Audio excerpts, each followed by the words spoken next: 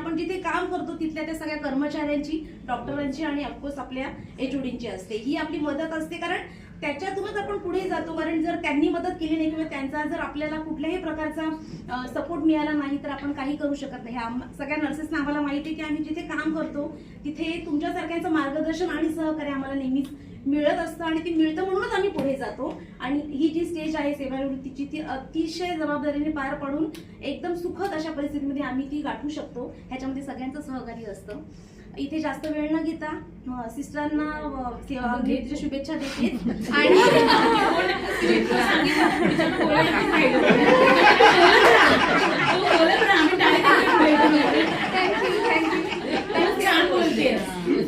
शुभेच्छा देते की तुम्हाला येणारं जे आयुष्य आहे ते निरोगी लाभो.